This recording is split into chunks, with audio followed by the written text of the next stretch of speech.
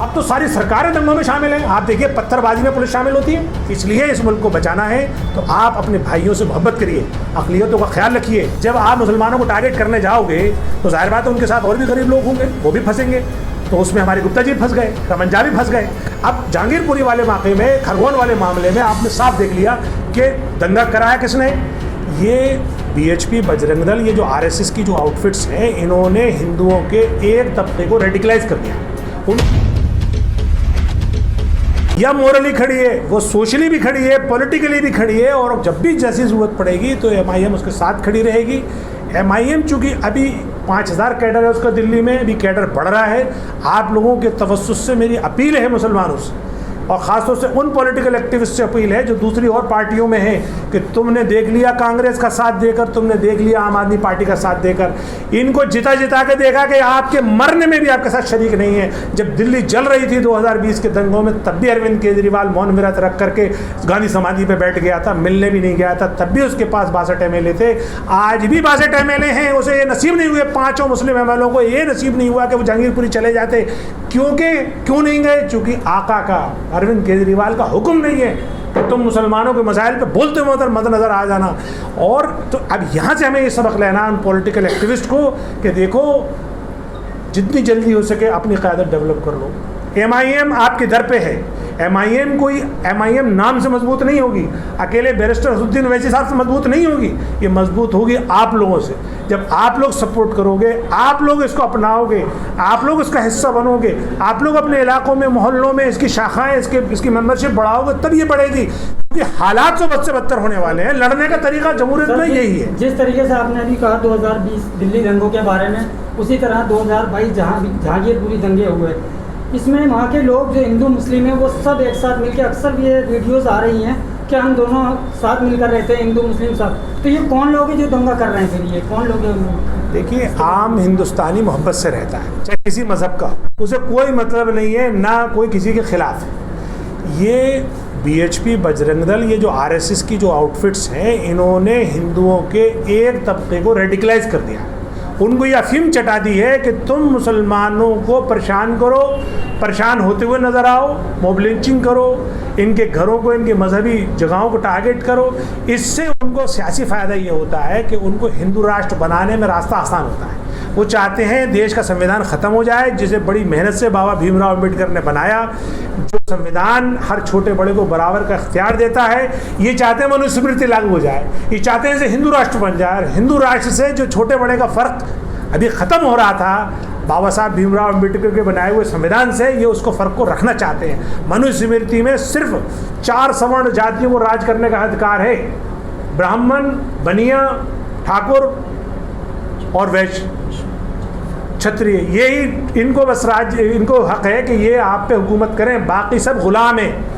ये लोग मुख से पैदा हुए हैं, बाकी सब जो है वो शूद्र पैरों से पैदा हैं। तो इस पहले भी 2014 से पहले कोई ऐसी घटनाएं होती थी, लेकिन छुटपुट होती थी, लेकिन 2014 के बाद लगातार ये घटनाएं बढ़ती जा रही है। तो इस बारे में क्या कहेंगे? देखिए, 2014 से पहले भी मुसलमानों के ख़िलाफ़ अच्छी खासी घटनाएं होती थी, बड़े बड़े जंग दंगे हुए, लेकिन कम से कम एक लेवल की शर्म बाकी थी।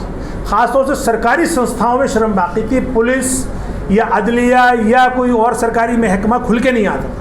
अब तो फुल गुंडियाई पर उतरे हैं। अब तो सारी सरकारें दंगों में शामिल हैं। आप देखिए, पत्थरबाजी में पुलिस शामिल होती है, दिल्ली दंगों में भी पुलिस शामिल थी। अभी जहांगीरपुरी का भी वीडियो आया है, उसमें भी पुलिस पत्थर मार रही है। उसके बाद देखिए MCD ने क्यों कार्रवाई की? आदेश गुप्ता ने ये लेटर लिखा उनको कि ये मुलजिमीन हैं, मुसलमानों के नाम लिख के कि इनके घर ढा दिए जाएँ। MCD 9 बुलडोज़र लेकर आ गई, उनके घर ढा दिए गए।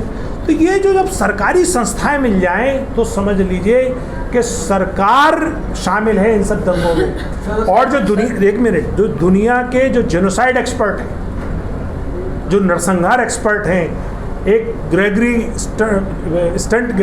हैं, उन्होंने जनवरी में ये प्रेडिक्शन किया था कि हिंदुस्तान में कभी भी मुसलमानों के खिलाफ नरसंहार हो सकता है। नरसंहार से पहले के जो 10 पॉइंट हैं उसमें 9 पॉइंट पूरे हो चुके हैं। 9वां पॉइंट ये है कि जब सरकारी संस्थाएं भी उसके खिलाफ हो जाएं, उस ग्रुप के, तब उसके खिलाफ नरसंहार को कोई नहीं रोक सकता। अब जहांगीरपुरी वाले वाक़े में, खरगोन वाले मामले में आपने साफ देख लिया कि दंगा कराया किसने, पिटा कौन, जेल में कौन गया, उसके बाद बुलडोज़र कौन लेकर आया। तो ये जो सारी जो चीज़ें हैं इस बात का पता दे रही हैं कि भारत आग के यानी बर्बादी के दहाने पर खड़ा है। मुसलमानों के ख़िलाफ़ नरसंहार की पूरी तैयारी है। अब इससे हमें बचना और निकलना है, इसकी हमें अब सोचना है। एमआईएम का क्या स्टैंड है सर, जहांगीरपुरी में जो भी पीड़ित हुए हैं उन पे एमआईएम का स्टैंड क्या है सर? एमआईएम उनके साथ खड़ी है, मैंने पहले बोला एमआईएम उनके साथ हर हाल में खड़ी है, दामे दरमे सुखने।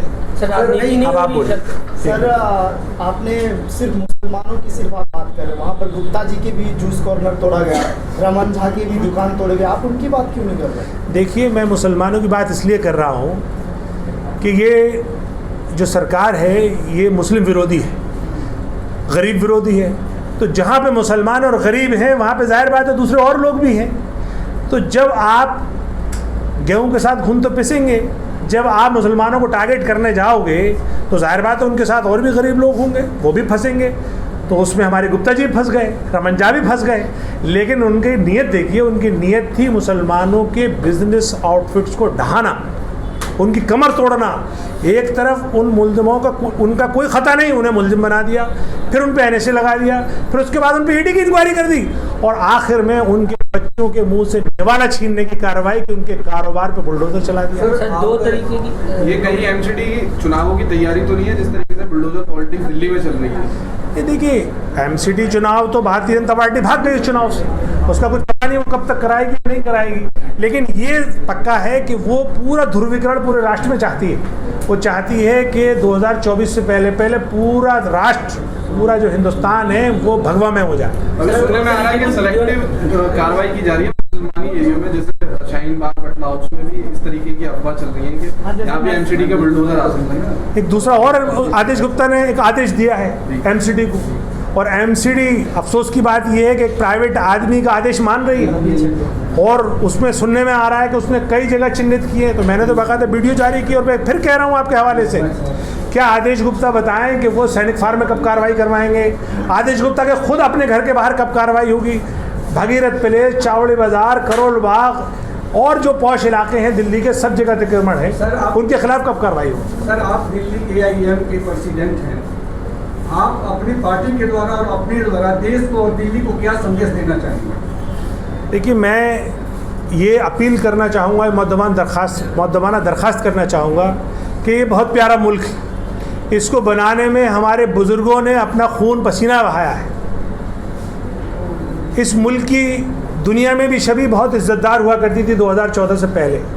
आज इन दरिंदों ने इस मुल्क को आग लगा दी, इस मुल्क में नफ़रत की बयार बहा दी। तो मेरी मुद्दमाना दरख्वास्त ये है कि अपने भाईचारा, अपने मुल्क की बका, इसकी सालमियत के लिए हम लग जाएं। जितनी भी कोशिश हो सके, हमारे जो रिसोर्सेज हैं इसको मुल्क के बचाने में लगा दें। और मेरी जो अक्सरियत तबका है, यानी जो बहुसंख्यक हैं, मेरी उनसे अपील है कि आप अक़लियत को मार के क्या हासिल करो? आप हिंदुस्तान में अनारकी पैदा करके, अराजकता पैदा करके आपको क्या हासिल हो? ये मुल्क बर्बाद हो। इस मुल्क में बड़ा हिस्सा आपका है, संख्या आपकी ज़्यादा है, नुकसान आपका ज़्यादा होगा।